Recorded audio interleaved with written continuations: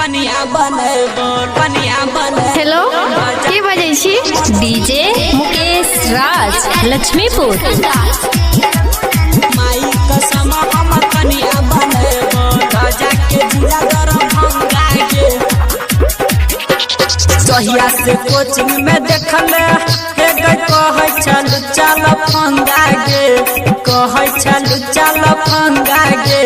Hello के बजै छी? मुकेश राज। की हाल चाल अछि? दरभंगा गे माई कसम हम कनिया बनबो राजा के जिला मधुबनी गे।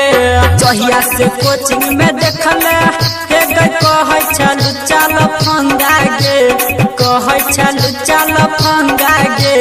माई कसम हम कनिया बनबो राजा के जिला दरभंगा गे।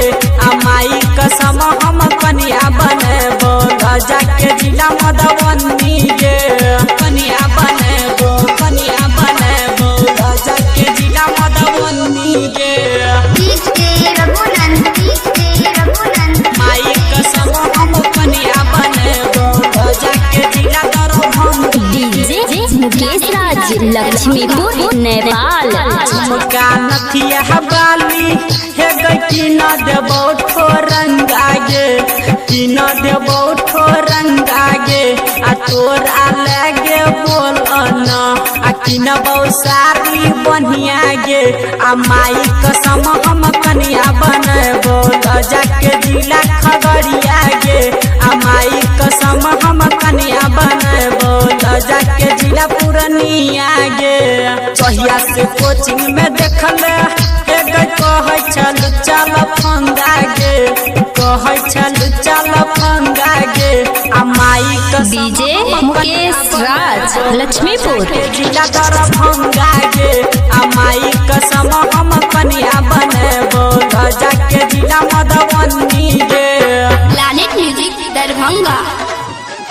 कनिया बनबो राजा के जिला मधुबनी गे। डीजे मुकेश राज लक्ष्मीपुर नेपाल। कनिया बनबो राजा के जिला दरभंगा गे। जिला जवार में तोहर हे गई बड़ छगोर की चर्चा गे बड़ छगोर की चर्चा गे। तोर पर हम करब खूबे खर्चा गे। माई कसम हम कनिया बनबो राजा के जिला सहरसा गे। माई कसम हम कनिया बनबो राजा के जिला सहरसा गे। जहिया से कोचिंग में देखले हे गई कहै चल चल। हेलो के बजै छी? डीजे मुकेश राज। की हाल चाल अछि? कसम हम कनिया बनबो राजा के जिला दरभंगा गे। माई कसम हम कनिया बनबो राजा के जिला मधुबनी गे। Planet music Darbhanga. कनिया बनबो डीजे मुकेश राज लक्ष्मीपुर नेपाल। माई कसम हम कनिया बनबो राजा के जिला दरभंगा गे।